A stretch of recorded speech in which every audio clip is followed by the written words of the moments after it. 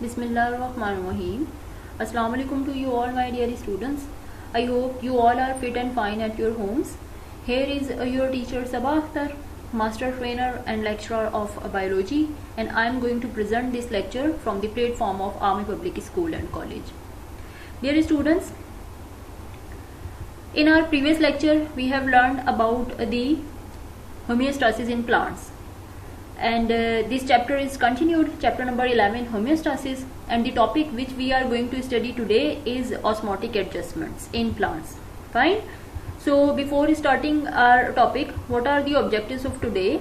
At the end of the lecture, students will be able to define the term osmotic adjustments, describe osmotic adjustments in plants, learn about the characteristics of hydrophytes, xerophytes and halophytes. So let's start our topic, osmotic adjustments. What is mean by osmotic adjustment? So osmotic adjustment is defined as a change in solute content per cell. देखिए हर cell में solute की concentration को change करने का जो process है, जो उसमें सॉल्यूट का कंटेंट चेंज होता है, that is called osmotic adjustments. Fine. So come towards our topic, osmotic adjustments in plants. At the very first we will discuss hydrophytes. So what are hydrophytes? Hydrophytes are plants which are completely or partially submerged in fresh water. ये वो plants होते हैं जो completely या partially fresh water में रहते हैं. इनके एग्जाम्पल क्या है? Water lily. फाइन. हाइड्रोफाइट्स कौन से प्लांट्स हैं? वो प्लांट्स हैं जो फ्रेश वाटर में रहते हैं और इसकी एग्जाम्पल क्या है? Water lily.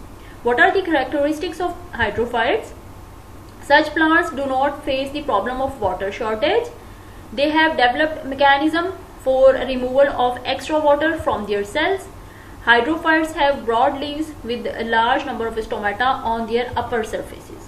An example is water lily. देखें, look at this diagram. ये जो आपको नजर आ रहा है ना, देखें एक ये इंसान, एक मेल, एक मैन इसके ऊपर खड़ा हुआ है. These are the giant water lily and it is found in Helsinki. Helsinki is the capital of Finland. ठीक है ना. ये हेलसिंकी में होते हैं ना ये जो जायंट वाटर लिली है. तो ये है क्या, किसकी एग्जांपल है ये water lily? These are the example of hydrophytes. ये हाइड्रोफाइट्स की एग्जांपल है. हाइड्रोफाइट्स कंप्लीटली वाटर में रहते हैं तो इनको कोई प्रॉब्लम नहीं होती वाटर शॉर्टेज की. इनके अंदर एक वेल डिवेलप्ड मैकेनिज्म होता है वाटर को, एक्स्ट्रा वाटर को रिमूव करने के लिए. इनकी लोअर सरफेस पे इतने स्टोमेटा मौजूद नहीं होते जितने इनकी अपर सरफेस पे मौजूद होते हैं. इनकी अपर सरफेस पे बहुत सारे स्टोमेटा प्रेजेंट होते हैं ताकि यहाँ से ज्यादा ट्रांसपायरेशन हो सके, क्योंकि इनको वाटर शॉर्टेज बिल्कुल भी नहीं होती. फ्रेश वाटर में रहते हैं ये कंप्लीटली, या तो उस वाटर में रह रहे होते हैं या तकरीबन पार्शली सबमर्ज्ड होते हैं या कंप्लीटली सबमर्ज्ड होते हैं. Got it? Now come towards the xerophytes. What are xerophytes? A xerophyte species of plant has adaptation to survive in an environment with little liquid water. Hydrophytes वो plants हैं जो ऐसे इलाके में रहते हैं जहां वाटर की शॉर्टेज होती है, जैसे कि डेजर्ट्स वगैरह में रहते हैं. ठीक है, क्योंकि इनको कंप्लीटली वाटर नहीं मिल रहा होता, कंप्लीट वाटर नहीं मिल रहा होता ग्रो करने के लिए इस तरह. तो ये ऐसे इलाकों में रह रहे होते हैं जहां पर वाटर शॉर्टेज होती है, ऐसी इन्वायरमेंट में रह रहे होते हैं जहां पर कम पानी होता है. Fine. What are the characteristics of xerophytes? Live in dry environment. ये कहाँ रहते हैं? ड्राई एनवायरमेंट में रहते हैं. Positive waxy cuticle. ये इनके जो लीव्स होते हैं ना वो कवर्ड होते हैं एक वैक्सी क्यूटिकल से. क्यों कवर्ड होते हैं? क्योंकि वहां से वाटर लॉस ना हो, पानी जो है वो एवोपरेट ना हो या पानी जो है वो उसकी ट्रांसपायरेशन ना हो सिंपल लीव्स में से. ठीक है, इसलिए एक थिक सी वैक्सी क्यूटिकल भी मौजूद होती है. Leaves reduce to spines. For example cactus. Reduced surface area, less transpiration. जो इनके लीव्स होते हैं वो रिड्यूस्ड हो चुके होते हैं और स्पाइंस बन जाते हैं, कांटे नुमा इनके लीव्स होते हैं.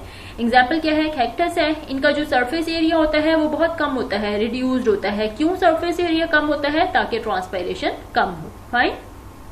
These plants have wide spread roots to take advantage of any rain that falls. इनकी जो रूट्स होती हैं वो बहुत डीप होती हैं, बहुत ज्यादा फैली हुई होती हैं और बहुत ज्यादा डीप होती हैं सॉइल में, ताकि जब भी बारिश हो तो वो बारिश का पानी जो रेन वाटर है उसको एब्जॉर्ब कर सके. Fine. Stomata in pits with hair. Stomata जो होते हैं बिल्कुल अंदर धसे हुए होते हैं लीव्स में और उनके ऊपर छोटे छोटे से हेयर भी होते हैं ताकि ट्रांसपायरेशन कम से कम हो। Some xerophytes have special parenchyma cells in stem or roots in which they store large quantities of water.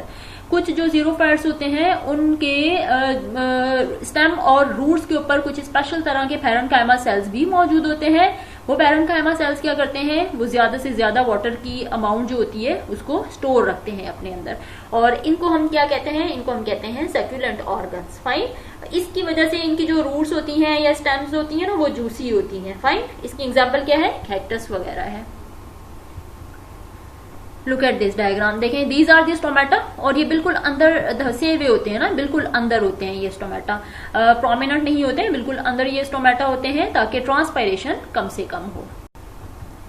Now look at here, these are the examples of xerophytes। ये ओपनशिया है, cactus है या फोर्बिया है, ये सब जो है ये एग्जाम्पल्स हैं xerophytes की। इसके जो स्टोमेटा होते हैं वो बिल्कुल अंदर धसे हुए होते हैं, सरफेस एरिया बहुत रिड्यूस्ड होता है ताकि ट्रांसपायरेशन कम से कम हो। ठीक है, क्योंकि इन प्लांट्स को वाटर की शॉर्टेज फेस करना पड़ती है, पानी बहुत कम होता है जहां पर ये प्लांट्स रहते हैं, डेजर्ट्स वगैरह में रहते हैं। Got it. Now come towards halophytes. What are halophytes? A halophyte is a salt-tolerant plant that grows in soil or water of high salinity। देखिए, ये plants वहां पर रहते हैं जहां पर salt की concentration बहुत ज्यादा होती है। फाइन। उस पानी में रहते हैं या उस soil में रहते हैं जहां पे salt concentrations बहुत high होती है। So what are the characteristics of halophytes? Live in sea water and are adapted to salty environments।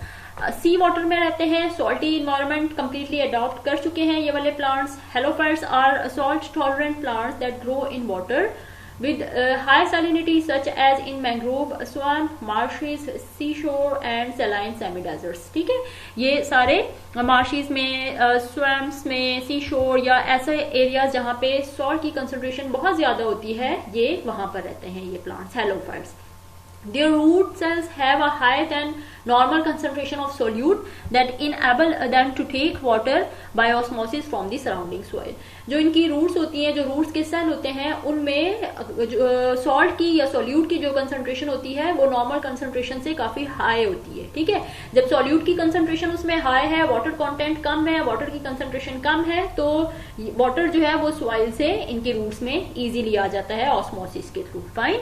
देखिए, हायर कंसंट्रेशन से लोअर कंसंट्रेशन की तरफ ही मूव होगा, तो वाटर जो है वो सराउंडिंग में ज्यादा है, इनकी रूट्स में कम है, इनकी रूट्स में सोल्यूट की कंसंट्रेशन ज्यादा है, सॉल्ट बहुत ज्यादा है, सॉल्ट्स की कंसंट्रेशन बहुत हाई है, तो वाटर जो है वो इजीली ऑस्मोसिस के थ्रू इनकी रूट्स में आ जाता है सराउंडिंग सॉइल से। Fine. Excrete salt through salt glands. इनमें कुछ स्पेशल तरह के ग्लैंड्स होते हैं, सॉल्ट ग्लैंड्स होते हैं, जिसके थ्रू ये अपना जो एक्सेसिव सॉल्ट होता है ना, जो एक्स्ट्रा होता है, उसको ये रिमूव कर सकते हैं। Fine. And these are the halophytes जो डेजर्ट्स वगैरह में, सैलाइन वाटर में या सॉल्टी इन्वायरमेंट्स में रहते हैं। Now here is a short assignment for you people. You have to write down the characteristics of hydrophytes, xerophytes and halophytes which we have studied today, and if you have any problem you may ask in comment section, or you have to do this assignment and then send to me on my email address. My email address is sabaakhtar 336@gmail.com, SABAAKHTAR 336@gmail.com. Take a good care of yourself and your family as well. I hope you have got all the concepts. Kindly remember me in your prayers. Take care. Allah Hafiz.